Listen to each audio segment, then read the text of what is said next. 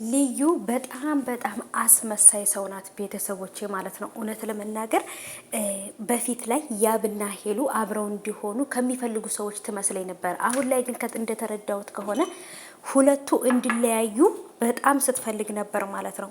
ከመለያየታቸው ወዲያውኑ ነው እንግዲህ እኔ ካንተ ጋር መሆን እፈልጋለሁ ብላ ያለችው ማለት ነው። ያብም ደግሞ አሳዝኖኛል ባልኳችሁ መሰረት ምንም አያሳዝንም፣ የሄሉን ህይወት ሲጫወትበት ነበር፣ ድራማ ነበር ሲሰሩባት የነበረው እያላችሁ ነበር። አዎ ትክክል ነው።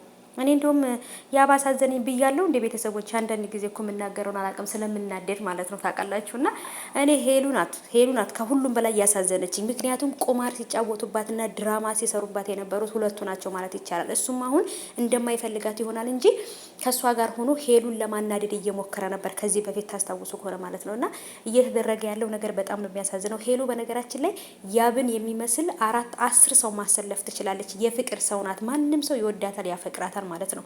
ብቻ ግን የነሱ ድራማ ግን በጣም ነው የሚያስጠላው።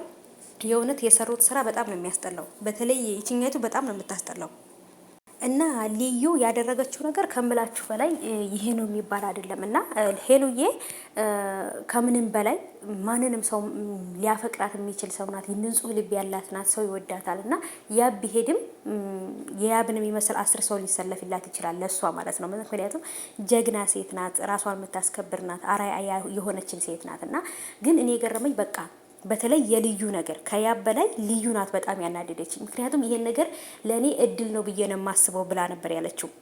ለእሷ እድል ማለት የሄሉን ህይወት ማበላሸት ነው። ሄሉንና ያብን አለያይታ ያብን ለራሷ ማድረግ ነው ስትመኝ የነበረው ማለት ነው።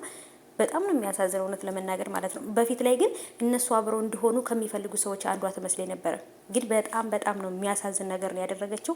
ሄሉዬ በርቺ የኔ ጀግና፣ አሁንም ትቀጥላለች።